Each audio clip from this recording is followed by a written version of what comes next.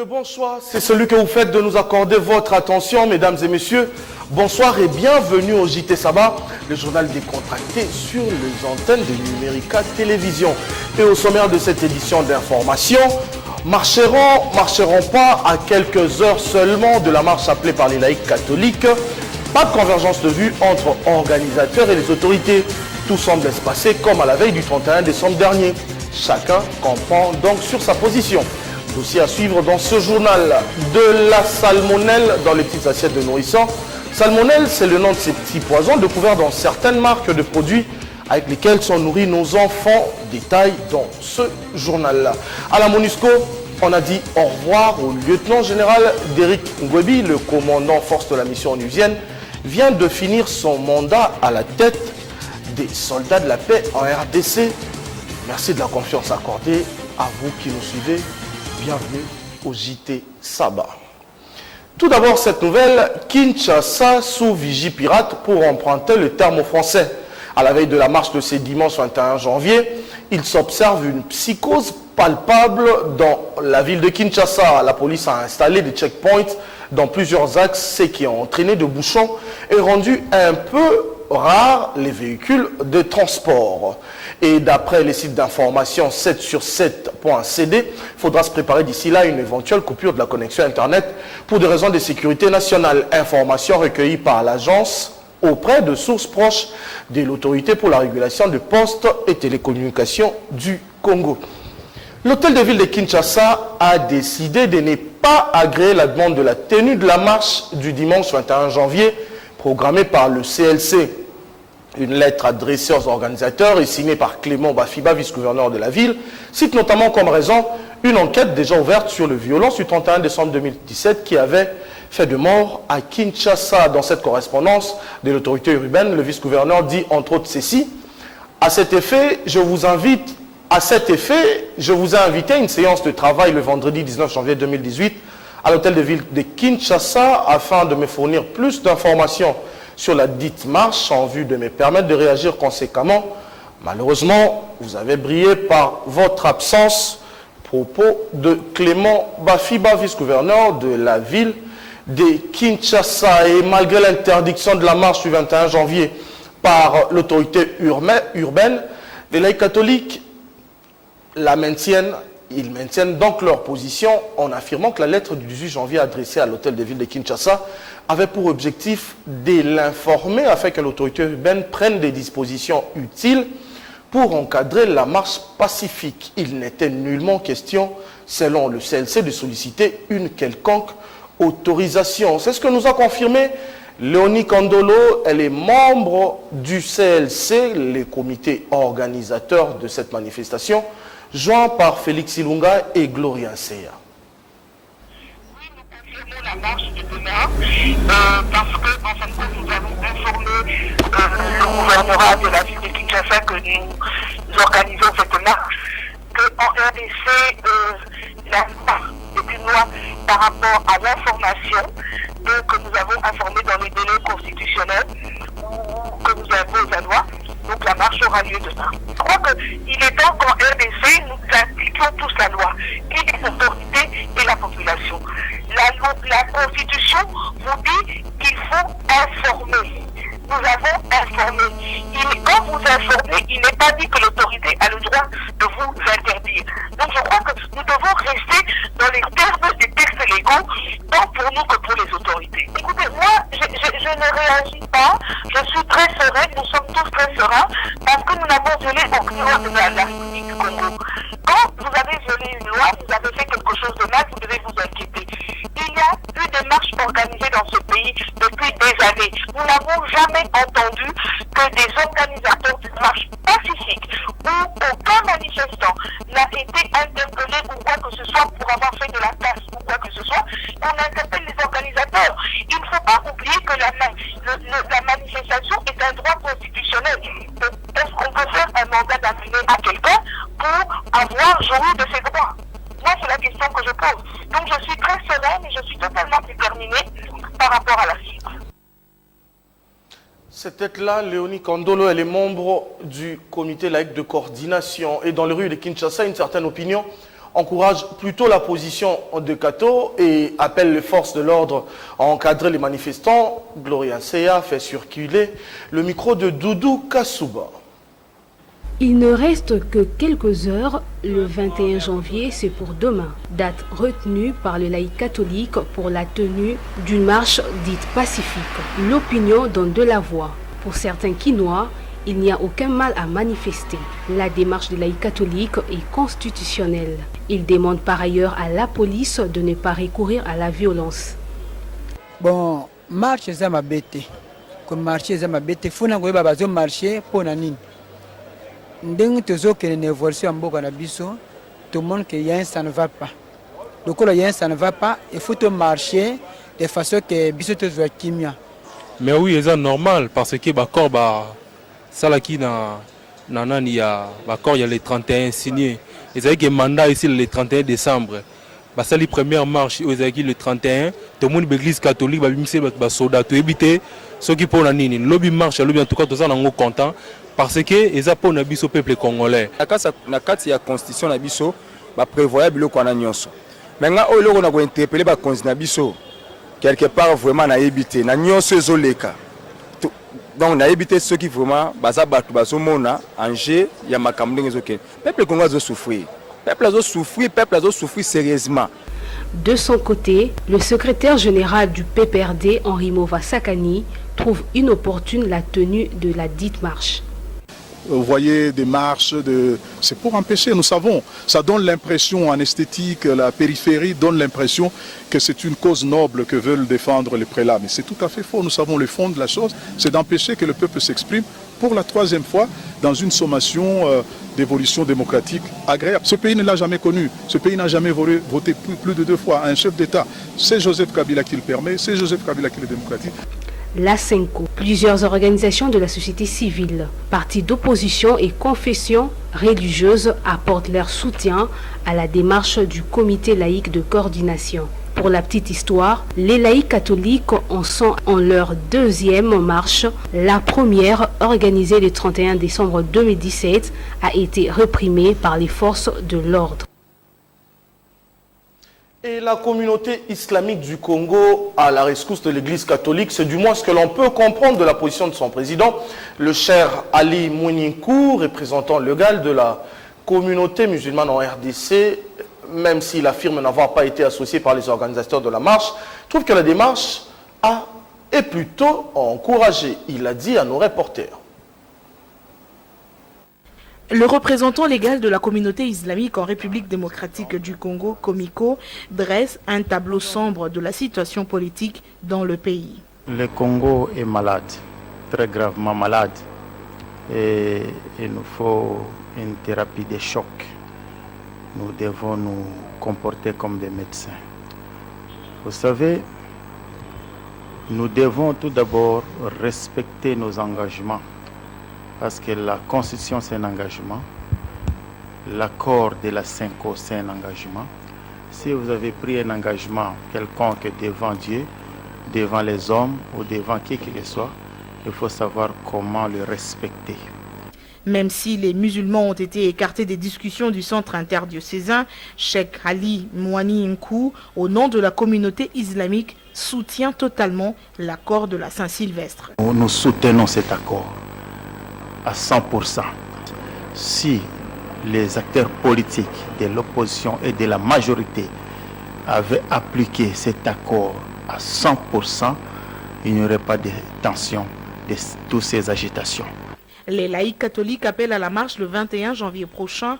La communauté musulmane ne peut être contre cette démarche constitutionnelle.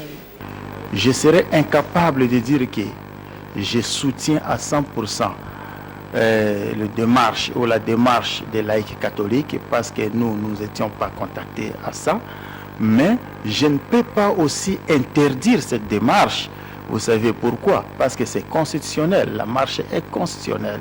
Et on ne peut pas en aucun cas accepter de piétiner la Constitution. Mais surtout, la marche, si c'est pacifique, c'est constitutionnel, la marche est pacifique. C'est maintenant aux agents de l'ordre de sécuriser cette marche pour qu'il n'y ait pas de casse, de débordements et consorts. Le représentant légal de la communauté islamique en RDC regrette par ailleurs que des marches pacifiques entraînent mort d'hommes et espère que cela ne se reproduira pas en République démocratique du Congo. Et marche du 21 janvier, que faut-il faire justement pour éviter l'hécatombe? La question préoccupe plus d'une personne. Nos reporters sont allés au quartier général de la MONUSCO pour savoir quelles sont les dispositions particulières prises par la mission onusienne pour aider et prévenir tout débordement. Rien à faire, le mandat de la mission ne permettant aucune interposition. Là-bas, on s'apprête plutôt à observer et à faire rapport. Nous nous y sommes rendus suivants. Mission d'observation ou déstabilisation. À Kinshasa, les avis tendent à se partager nettement au vu du rôle que joue ou que ne joue pas la MONUSCO face aux troubles constatés lors des manifestations publiques, mettant aux prises forces de sécurité et manifestants.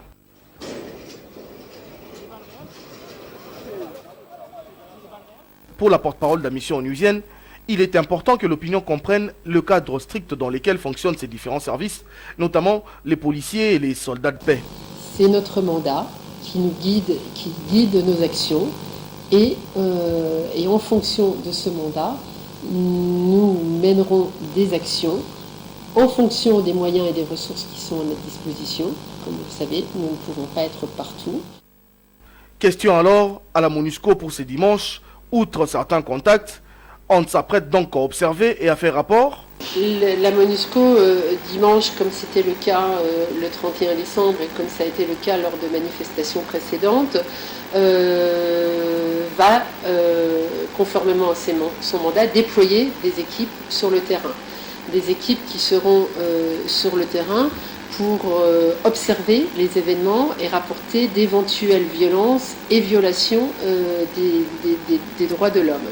Alors, au-delà du déploiement de nos équipes sur le terrain, nous faisons un gros travail de prévention en amont afin d'écarter ou d'atténuer tout risque de menace contre les populations et afin de s'assurer que les droits et les libertés fondamentales des citoyens sont respectés.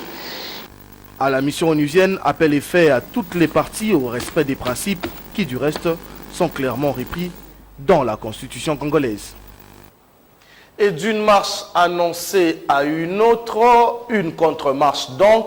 Il s'agit cette fois-ci de membres du gouvernement issus du rassemblement Kasavubu qui ont décidé eux aussi d'envahir ce dimanche les rues de Kinshasa pour manifester leur soutien inconditionnel aux institutions de la République et surtout au processus électoral en cours. Ils l'ont dit dans une déclaration rendue publique. C'était ce samedi 20 janvier. Ont signé ces documents Joseph Kapika, ministre de temps en charge de l'économie nationale, Chibangu Kalala, ministre près le premier, Georges Kazadi Kabongo, ministre de l'agriculture, Papi Nyango, ministre des sports et loisirs, et Jean-François Mokuna, vice-ministre des finances.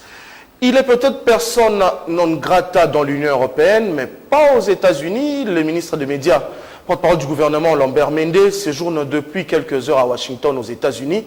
Il dit avoir été invité par le Congrès américain où il aura à animer une série de conférences sur la situation en République démocratique du Congo. Et la mission des Nations Unies au Congo, je parlais de la MONUSCO, donc son commandant était face à la presse, objectif rendre compte du travail abattu par les soldats de la paix au cours de l'année 2017, tant de son mandat arrivé à terme. Compte rendu de cette rencontre.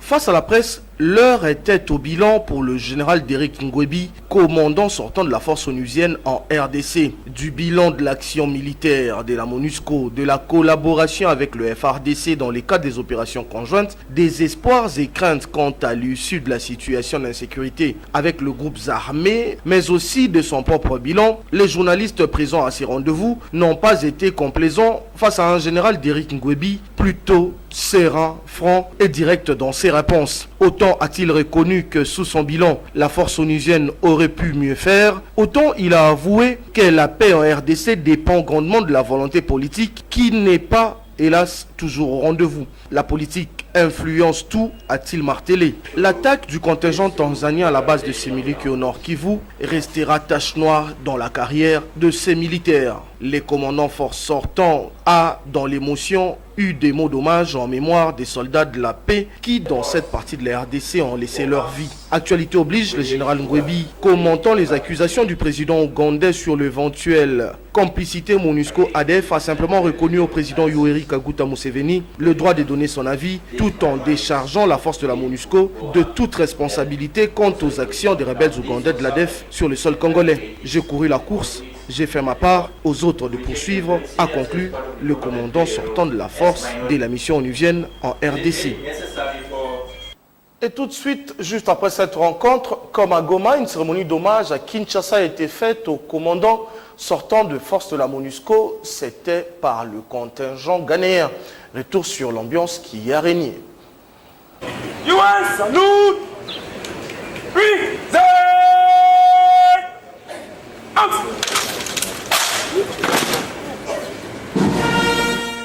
Il s'appelle Derrick Mbouisselo Ngwebi. C'est le lieutenant général de l'armée sud-africaine qui, depuis février 2016, a été à la tête du commandement de la force onuvienne en République démocratique du Congo. Avant la RDC, le commandant force MONUSCO a dirigé la mission africaine au Burundi. Le lieutenant général Ngwebi a reçu 11 décorations militaires distinguées et 2 insignes de compétences et qualifications. Après la RDC qu'il quitte, il devra se rendre à New York pour déposer son rapport au secrétaire général des Nations Unies qu'il avait nommé avant de regagner l'Afrique du Sud, son pays.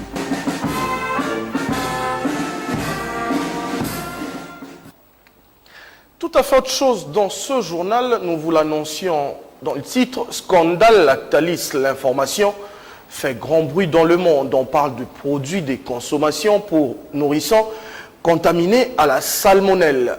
Ange Makadi revient pour ceux qui ne sont pas encore au courant de cette affaire.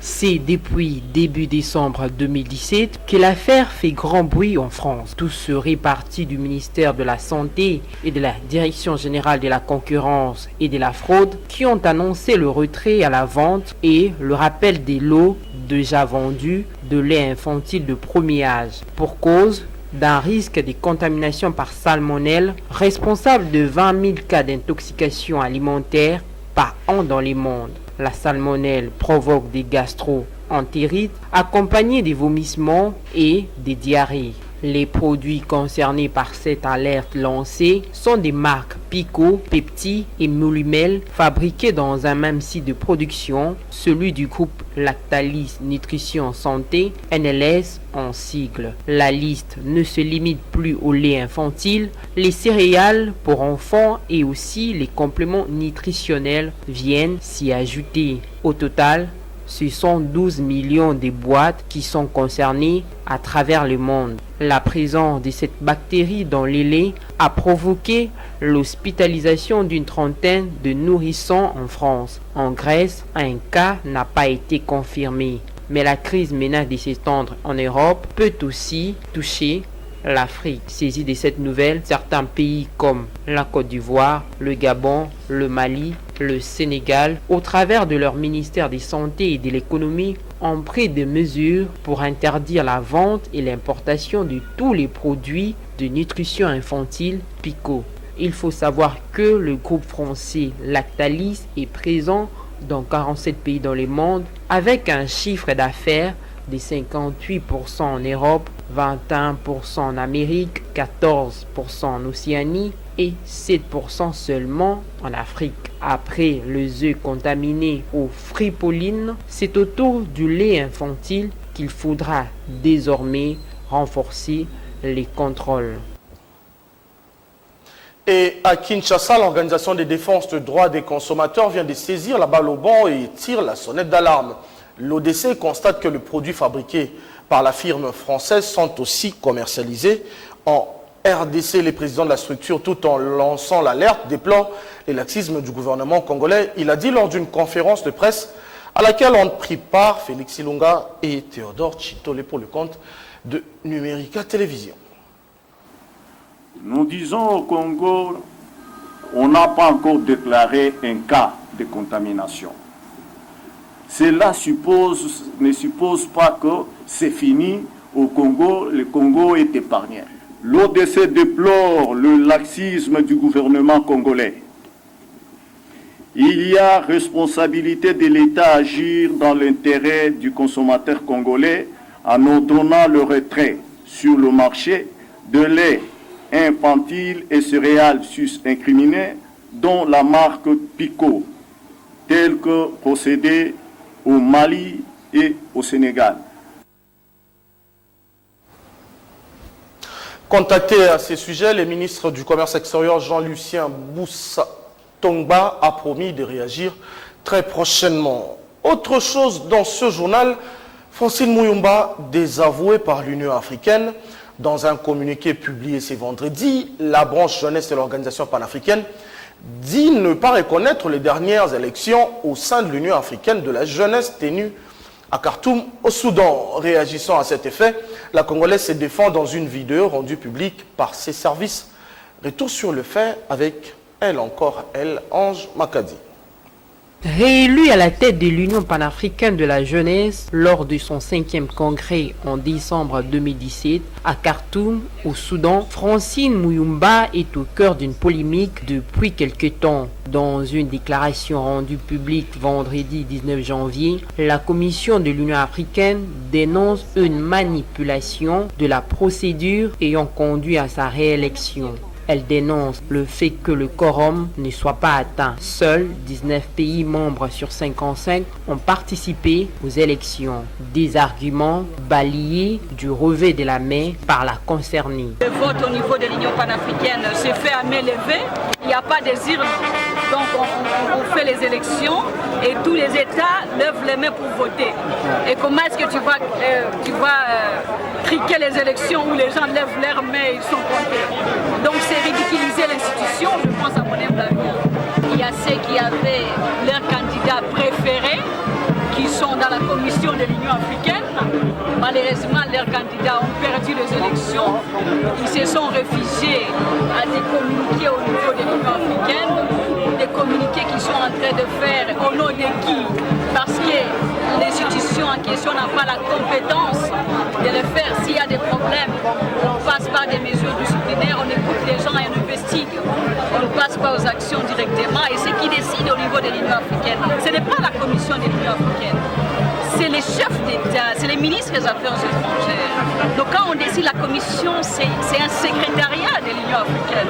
Donc s'il y a un individu qui s'élève pour contester, ils ont le droit de contester. Reconduite pour un second mandat, la présidente de l'UPJ avait justifié sa réélection par son bilan jugé positif. Vous nous excuserez pour cette vidéo pleine de bruit. Elle est venue à nous comme ça. Un peu de culture dans ce journal du théâtre. C'était au Centre Wallonie Bruxelles où le grand Mwemba Kalengai a présenté au public le spectacle intitulé Muntu, une pièce que nous résume ici Kelly Yoka. Des acteurs talentueux choisis au pif, des rythmes musicaux effrénés, accompagnant le tout avec des pas de danse enjoués et plein d'entrain, au Centre Wallonie Bruxelles, c'était ça l'ambiance. On peut dire que tous les éléments étaient réunis pour donner vie à Muntu. J'avais perdu connaissance. J'étais inconsciente jusqu'à me réveiller brusque au centre du complexe. Muntu s'associe à l'être humain en langue bantoue, un spectacle qui raconte les péripéties de l'évolution de ce dernier, de la naissance à la mort, jusqu'à son jugement devant Dieu le Père. Pour moi, ce n'est pas une dramaturgie littéraire, c'est une introspection. L'existence de l'homme ne pourra être améliorée que par lui-même. Dieu est loin de nous parce que nous lui avons tourné le dos. Nous avons fabriqué un autre Dieu nous-mêmes, un Dieu qui n'a que des problèmes matériels. Chômage, études, mariage, voyage, visa, politique, fonction et tout ça. Mais nous oublions loin que nous ne sommes que de passage, naissance, vie et mort. Un spectacle qui a donné du fil à retordre aux comédiens, obligés d'incarner plusieurs personnages. Le plus difficile, c'était au fait de quitter le stade de l'enfant pour aller à l'âge scolaire, de l'âge scolaire. En fait, les cycles, en fait, je suis une personne, j'ai un certain âge, mais me mettre dans la peau d'un bébé, me mettre dans la peau d'une jeune élève, c'était vraiment pas facile, mais Comme j'ai fini à l'INA et je suis déjà professionnelle, j'ai su entrer dans mon rôle et puis voilà. Vous avez vu la qualité de la pièce, et la mise en scène, et vous avez vu même les objets qu'il a utilisés dans la salle. Je vois les balais, je vois l'escalier, donc si vous voyez ça dans une autre dimension, c'est vraiment grand. Ça traduit un peu la réalité de l'Afrique. Et moi, j'ai beaucoup admiré le talent. J'ai vu que la relève est assurée. Il y a des acteurs de grande valeur et c'est encouragé ça. La pièce Muntu, écrite en 2004, est l'œuvre du professeur Mwambai Kalengai. Sa préparation a pris 1 mois avant sa mise en scène en première au Centre Wallonie Bruxelles. Après la culture, place au sport. Parlons football féminin avec l'ouverture du championnat de Kinshasa. L'équipe bilingue des Ngiri a battu Espoir de Bandal sur le score de 3-2. Retour sur cette rencontre disputée au stade Tata Raphaël. Paul Kazezo, Théodore Chitole et Félix Ilunga. Sans une grande affluence, l'ouverture du championnat de football féminin a vécu au stade Tata Raphaël. Face à face, la formation d'Espoir de Bandal en vert et blanc et Bilingue en rouge, blanc et vert. Dès le coup d'envoi, Espoir ouvre la marque à la première minute par Tokasi Rita avant de doubler la mise par Bonaï Gatondou. C'était tout pour la partition d'Espoir pour celle de Bilingue, ponctuée de 3 buts, dont 2 sur penalty réussis par Ndonze Yabongo, suivi d'une signature de Mvemba. Et c'est bien parti pour ces championnats, au dire d'Agnès Rubenga, la secrétaire de cette ligue. Nous sommes contents de ce coup d'envoi. Nous souhaitons que les autres matchs se poursuivent jusqu'à la fin. Il faut que les championnats se jouent normalement. Nous avons enregistré au départ 10 clubs. Il y a football féminin des Saint-Pé qui avait désisté. Donc là, nous allons jouer notre championnat avec 9 clubs. Sincèrement parlant, à 70%. Moi, à 70%, ils sont en règle. Dans l'assistance figurait la présidente de la Commission nationale du football féminin de la FECOFA, Lili Chimpumpu. Non, bon, nous félicitons la commission provinciale qui est arrivée finalement à faire jouer ce championnat. Ça a pris du temps, c'est vrai. Bon, il fallait bien que les équipes d'abord soient au grand complet et participent, soient en mesure de passer par le centre sportif pour faire enregistrer leurs équipes. Donc je pense que c'est une bonne nouvelle qu'on assiste aujourd'hui au déroulement à l'ouverture de ce championnat qui commence aujourd'hui pour une période, je pense, de plus d'une semaine. Et nous espérons qu'il y aura un public qui viendra encourager ces jeunes filles-là à démontrer ce beau football féminin que nous avons. Cette compétition qui se joue avec la participation des 10 clubs connaîtra la fin de la phase aller le 18 mars 2018. C'est par ici que prend fin notre JT Sabah. Merci de visiter notre page Facebook Numérica TV officielle.